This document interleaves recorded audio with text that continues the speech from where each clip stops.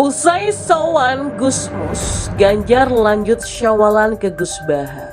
Ikut nyantri sebentar, lanjut deklarasi capres bersama ribuan santri. Silaturahmi halal bihalal ke Gusmus, ke Gus Baha gitu ya, mumpung satu jalur.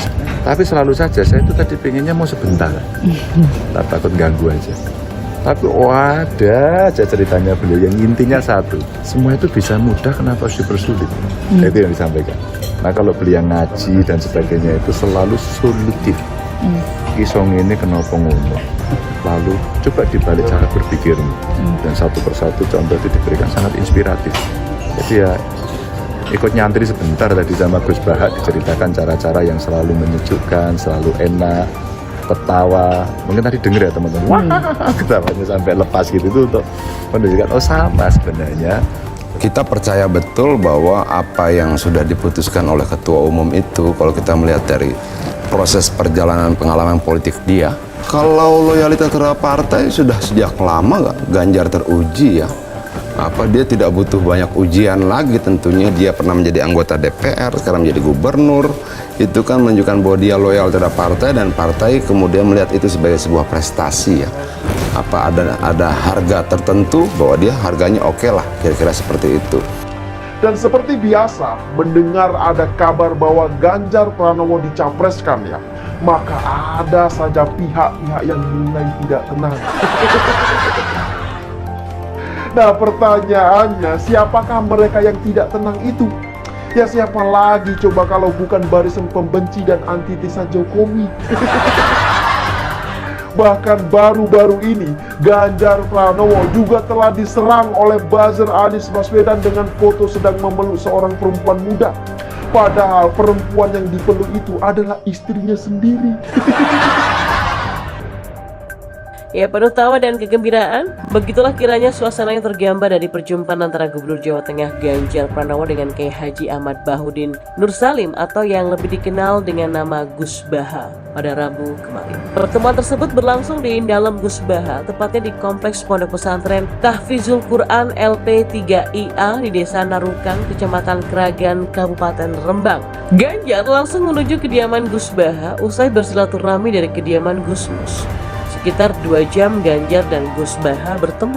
Ganjar mengaku senang bisa berkesempatan untuk nyantri dan belajar hal yang baru.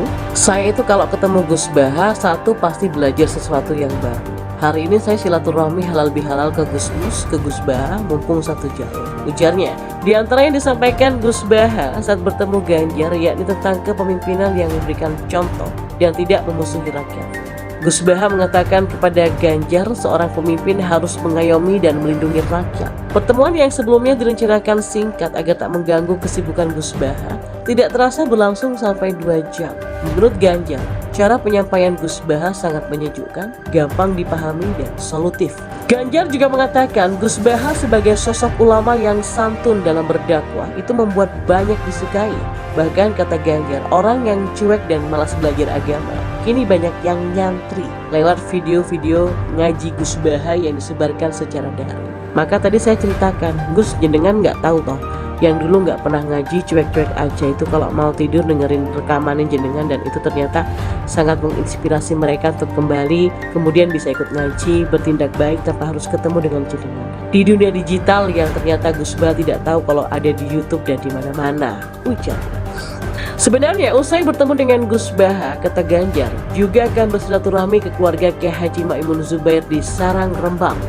Rencana itu urung dilakukan karena keluarga Kiai Haji Maimun di Sarang sedang tidak berada di tempat. Sebelumnya, capres usungan PDIP itu menemui Mustasyar PBNU Kiai Haji Ahmad Mustafa Bisri atau Gusmus di Kelurahan Leteh, Rembang. Lalu apa sih yang mereka bicarakan?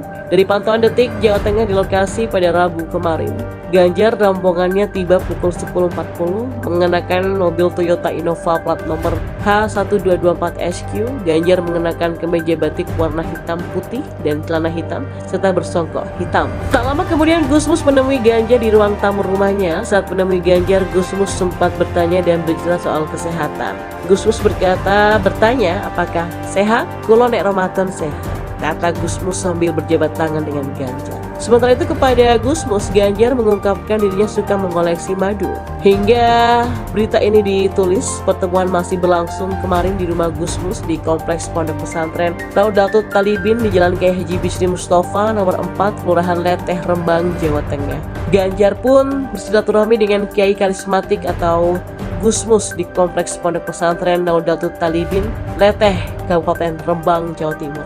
Selanjutnya, keduanya pun duduk berdampingan dengan Gusmus yang berbusana serba putih, langsung menepuk paha Ganjar sambil menyampaikan kondisinya. Sehat-sehat, alhamdulillah. Selama Ramadan kemarin dia sehat, kata Gusmus. Setelah berbincang selama kurang lebih 2 jam, Ganjar pun berpamitan untuk melanjutkan perjalanan menyambangi Kiai Haji Ahmad Bahauddin Nursalim atau Gus Baha. Capres dari PDIP itu mengatakan kunjungannya ke kediaman Gusmus untuk silaturahmi dan halal bihalal. Namun saat ditanya apakah mereka juga membahas perpolitikan, Ganjar mengungkapkan bahwa obrolan dengan Gusmus selalu adalah hal-hal yang ringan serta lucu.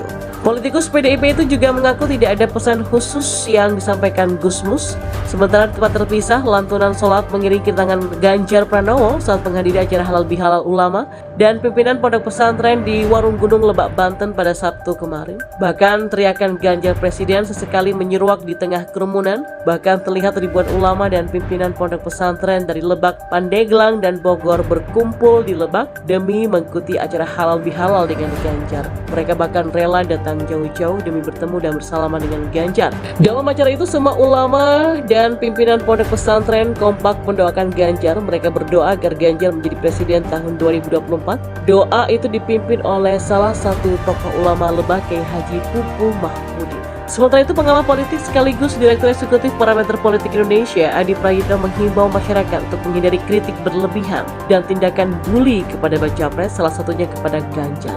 Adi mengaku geram atas unggahan seorang warganet yang mengedit foto Ganjar bersebelahan dengan salah satu mantan artis dewasa dari Jepang. Dia menilai perbuatan tersebut sangat kontraproduktif dan hanya melahirkan keributan yang tidak berkesudahan.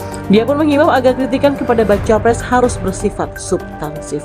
Dia juga melanjutkan bukan tidak mungkin serangan-serangan kepada baca pres itu membuat pendukung masing-masing tokoh tersinggung dan berujung pada pelaporan kepada pihak yang berwajib.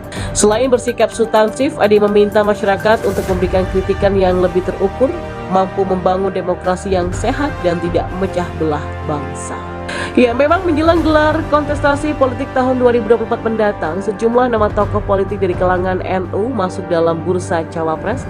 Salah satu nama yang mencuat ke publik yakni Menteri BUMN yang juga kader NU, Erick Thohir, yang katanya dinilai cocok untuk mendampingi sebagai cawapres Ganjar di Pilpres 2024.